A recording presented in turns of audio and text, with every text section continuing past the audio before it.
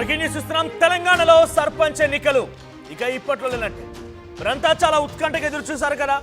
సర్పంచులు లేని గ్రామాలుగా సుమారుగా ఏడాదిన్నర కాలం పాటుగా వెలవెలబోతున్నాయి. ఎటువంటి సమస్య వచ్చినా ఎవరికి చెప్పుకోవాలో తెలియదు.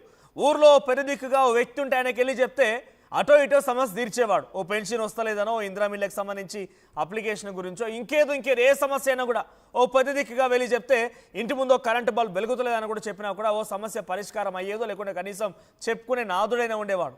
కానీ ఇప్పుడు అధికారులు స్పెషల్ ఆఫీసర్ పాలన అని చెప్పేటువంటి పేరిట జరిగేటువంటి ఈ పరిణామాల్లో అంతా అనుకున్న స్థాయిలో గ్రామ పంచాయతీల్లో ప్రజలైతే వారంతా ఎక్స్పెక్టెడ్ లెవెల్ అయితే సమస్యను చెప్పుకోలేకపోతున్నారు. మరీ ముఖ్యంగా కేంద్రం నుంచి రావాల్సినటువంటి బిల్లు కూడా రావడం లేదు. గ్రామ పంచాయతీలంతా కూడా ఒక రకంగా వెలవెలబోతున్నాయి, ఇబ్బందులు పడుతూ ఉన్నారు. సో ఈ నేపథ్యంలో రేపో మాపో సర్పంచ్ ఎన్నికలు వస్తాయి, మన ఊరికో గ్రామ పంచాయతీకో సర్పంచ్ ఉంటాడు కదా అని చెప్పి చాలామంది ఉత్కంఠగా ఎదురు చూసిన సందర్భం ప్రజల పాయింట్ ఆఫ్ వ్యూలో అయితే, మరోవైపుగా సర్పంచులు కావాలన్న ఒక ఆలోచనతో సుమారుగా 10,000కు పైగా గ్రామ పంచాయతీలో చాలామంది యువకులంతా కూడా ఆసక్తిగా ఎదురు చూస్తున్నారు.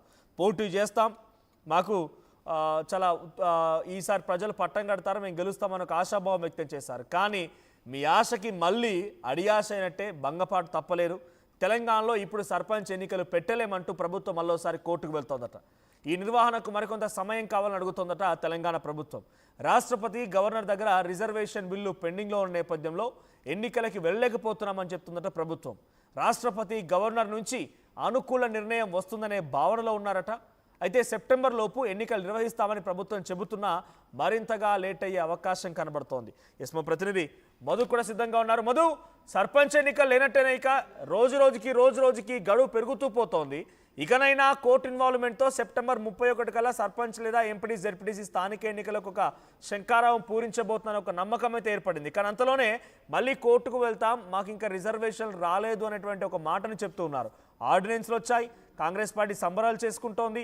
మొన్న మధ్య అటు మున్సిపాలిటీ అండ్ గ్రామ పంచాయతీ 2018 చట్టాన్ని కూడా సవరిస్తూ 50% పరిమితిని కూడా ఎత్తేశారు. ఇవన్నీ జరుగుతూ ఉన్న కొద్ది పాజిటివ్ వైబ్స్ అనిపించాయి. కానీ ఏంటి సడన్గా మళ్ళీ ఇప్పుడు నిర్వహించలేమని చెప్పి ప్రభుత్వం కోర్టుకు వెళ్తోంది, ఎలా చూడాలి?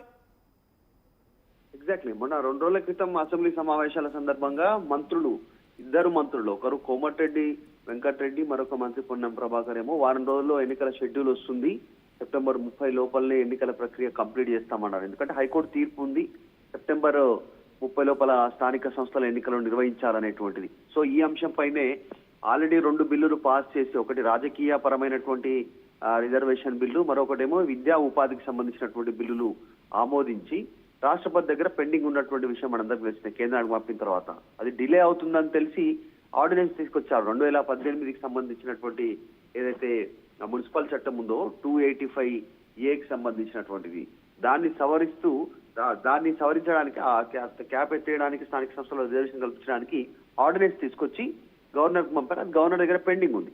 సో అక్కడ పెండింగ్ ఉండడంతో ఏం చేయాలో పాలుపోని స్థితిలో అసెంబ్లీ సమావేశాల నిర్వహణ సందర్భంగా 2 బిల్లులను ఓకే చేశారు. ఒకటి ఈ మున్సిపల్ పంచాయతీరాజ్ చట్టానికి సంబంధించిన 2018 285A సంబంధించినటువంటి సవరణ చేస్తూ 50% క్యాప్ ఏదైతే ఉందో దాన్ని ఎత్తేస్తూ నిర్ణయం తీసుకుని ఉన్నటువంటి బిల్లును మొన్న జరిగిన 2 రోజుల క్రితం జరిగిన అసెంబ్లీ సమావేశంలో నిర్ణయం తీసుకున్నారు.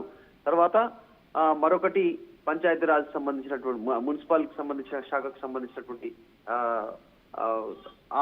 బిల్లు 2 బిల్లులు పాస్ చేసి గవర్నర్ కి పంపారు ఆమోదం కోసం.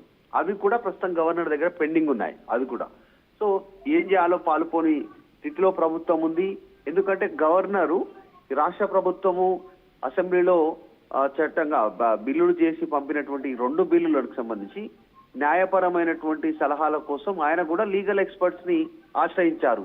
రాష్ట్ర ప్రభుత్వం తీసుకున్న నిర్ణయంతో ఎలాంటి చిక్కులు వస్తాయి రేపు ఫ్యూచర్ లో లీగల్ గా, ఒకవేళ నేను ఆమోదించినా ఇమ్మీడియట్లీగా రేపు మళ్ళీ ఎవరైనా కోర్టుకు వెళ్ళినా అది మళ్ళీ తిరస్కరణకు గురయ్యే అవకాశం ఉంటుందా, గవర్నర్ గా నిర్ణయం తీసుకున్నా కూడా అనేటువంటి ఆలోచనతో ఆయన లీగల్ ఎక్స్పర్ట్స్ కి సలహాలు సూచనలు కోరుతా ఉన్నారు. సో అసలు ఇప్పుడు ఉన్నటువంటి చర్చ ఏంటంటే రాష్ట్ర ప్రభుత్వం స్పెషల్ జీవో తీసుకొని ఇప్పుడు ఈ 2 బిల్లులను ఓకే చేసినప్పటికి కూడా ఎవరైనా కోర్టుకు వెళ్తే మళ్ళీ మైనస్ అయ్యే అవకాశం ఉంది. అంటే మళ్ళీ ఆగిపోయే పరిస్థితి ఉన్నట్టుగా చట్టపరంగా లీగల్ గా వాళ్ళు కొంతమంది ఎక్స్పెక్ట్ చేస్తా ఉన్నారు. కాబట్టి దీన్ని గవర్నర్ ఆమోదించేటువంటి అవకాశం ఉండకపోవచ్చు. దీంట్లో భాగంగానే రాష్ట్రపతి తర్వాత గవర్నర్ దగ్గర ఉన్నటువంటి గతంలో ఆర్డినెన్స్, గతంలో ఉన్నటువంటి 2 బిల్లులు, వాటి గురించి తేలితే తప్ప స్థానిక సంస్థల ఎన్నికలు నిర్వహించేటువంటి సిచ్యువేషన్ లేదు అనేటువంటిది లీగల్ ఎక్స్పర్ట్ చెప్తా ఉన్నటువంటిది. అంటే ఖచ్చితంగా కేంద్రం ఏదో ఒక రూపైనా దాన్ని యాక్సెప్ట్ చేస్తే తప్ప స్థానిక సంస్థల ఎన్నికల్లో 42% రిజర్వేషన్ ఇవ్వడానికి అవకాశం లేదు అని తెలుస్తా ఉంది.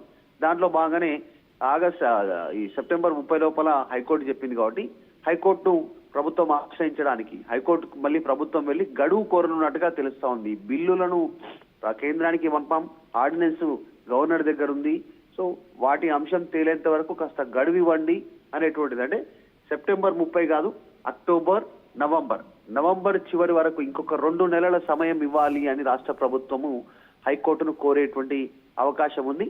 దానికి సంబంధించిన అంశాలే కేంద్రం దగ్గర ఉన్నటువంటి బిల్లుల పెండింగ్, రాష్ట్రపతి దగ్గర, తర్వాత గవర్నర్ దగ్గర ఉన్న ఆర్డినెన్స్ అంశాన్ని అక్కడ పెండింగ్ లో ఉన్నాయి కాబట్టి మాకు ఇంకా గడువు ఇవ్వండి అనేటువంటి ఈ వర్షన్ ని ప్రభుత్వం చెప్పేటువంటి మాటని కోర్టులు అంగీకరిస్తాయా?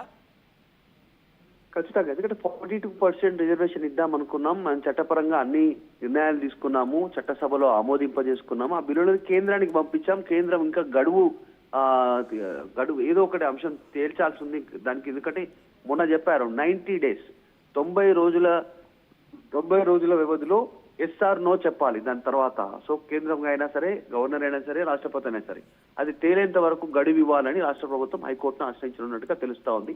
ఇప్పటికే లీగల్ ఎక్స్పర్ట్ సలహాలు కూడా రాష్ట్ర ప్రభుత్వం తీసుకుంది. యాక్చువల్ గా అయితే ఈ స్పెషల్ జీవో తీసుకొచ్చి 42% రిజర్వేషన్ ఇద్దాం అనుకున్నారు.